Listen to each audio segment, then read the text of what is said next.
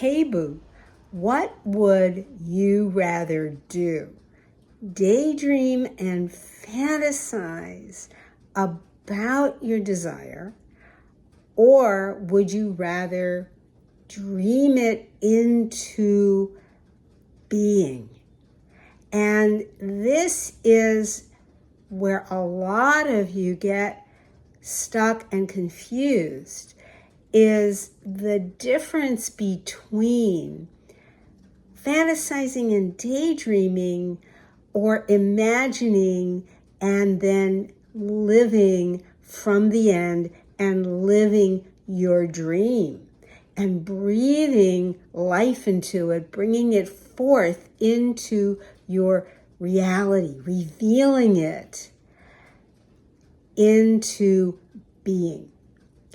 So this came to mind. I was thinking about so many emotional issues that come along for the ride when we start to notice the difference between simply daydreaming, like, oh, wouldn't it be nice to go live in Paris for a year, or live in Italy, or any place, on the globe that you would just love to be spending your time. Or wouldn't it be so great to have a house by the beach? And we tend to have these ideas and then dismiss them. But they didn't come into our mind by accident. Meantime, we're dismissing them as being too much to think about. I don't have time for it. My schedule won't let me do it. I don't have the money. I don't think I can get away from my job. And we start letting all of the worries and the perceived limitations keep us stuck where we are. And this applies to whether we're thinking about an SP, whether we're thinking about money, even whether we're thinking about health. That, oh, if I lived in the mountains, I just feel so much better. But again, when we start thinking about it, we might do a little research on it. We might start looking at things. You might even start putting together a vision board or something like that. And while those things are fun, the sense of them being real for us is not there. There is an entire level of separation from that desire that, for whatever reason, it's just not meant to be. But behind that is an entire matrix of emotions and fears and doubts about even deserving it, even being worthy to have that desire, let alone experience it in its full manifestation. So it's that whole feeling of, who might have this? That it's the idea of, am I worthy of it? Am I deserving of it? But why not be not just deserving of it, but one with it?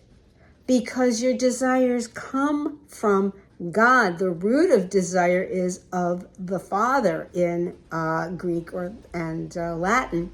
It's of the Father to desire, so that my Father and I are one, and my Father is greater.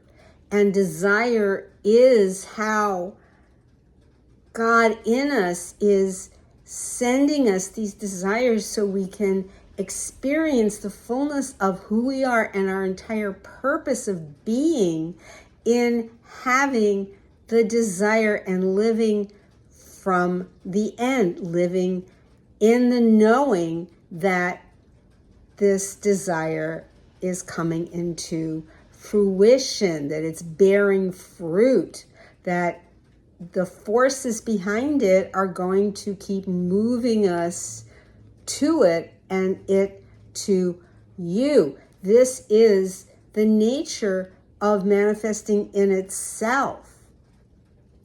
So think of it as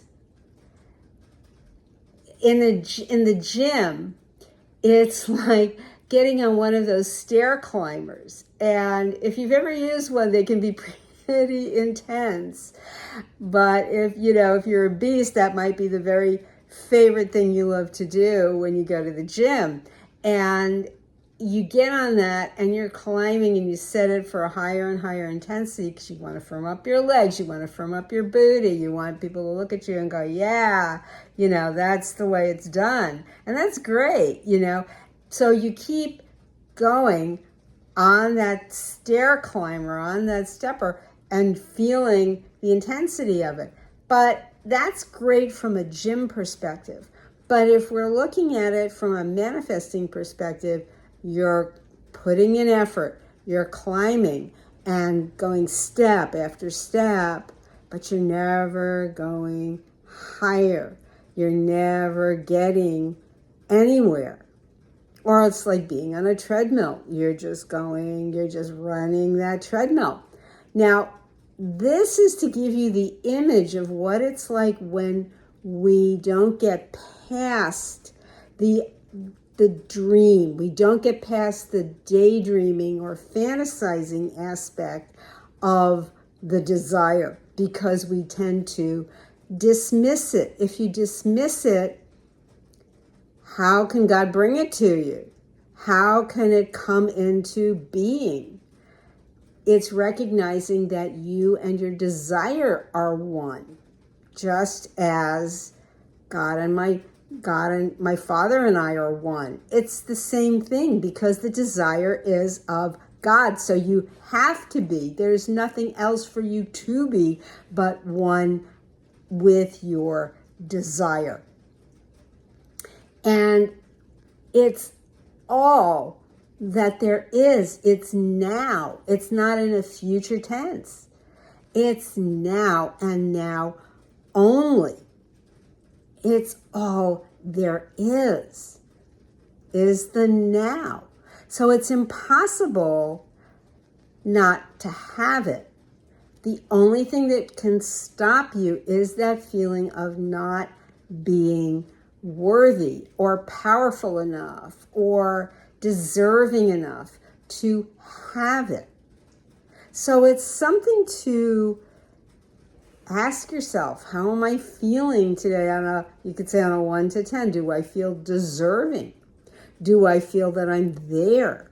Do I feel that I'm at the top step and I'm climbing higher? But instead of that, that grunting and groaning and, really having to put in all that effort, that instead it is effortless, that your power is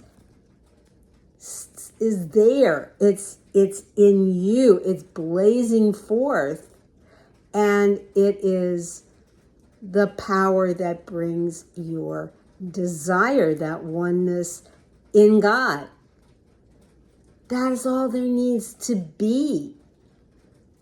Doesn't have to take any special credits, any kind of special belief that you have a particular chart, your astrology chart is set up a certain way. You are simply giving yourself the destiny of having it. You don't have to rely on anything external for it. And it goes straight back to the famous Marianne Williamson quote from her book, A Return to Love, which is based on the teachings in A Course in Miracles. And it's the very most viral quote from that book where she says that what we fear most is not our darkness, it's our light. And that's what really scares the holy crapola out of us, is our power, our light, that we are here to shine. And if if we don't, we're going to keep having those regrets, oh, I missed that opportunity. Oh, I could have, I would have, I should have. But why have that when you can stop and remember that you are one with your desire? And knowing that, you can release yourself from being attached to the outcome. And I'll be making another video about the full meaning of detachment versus non-attachment. That's a little bit of a shade of difference there. But in essence, that you having everything it takes already, that you can relax about the outcome. It's the knowing that you already have it. So I wanted to give you my thoughts on this and share that with you today. And if this resonated with you, give this video a like, share, put something in the comments, and subscribe to my channel. And I will see you soon in the next video. Love you, boo. See you later.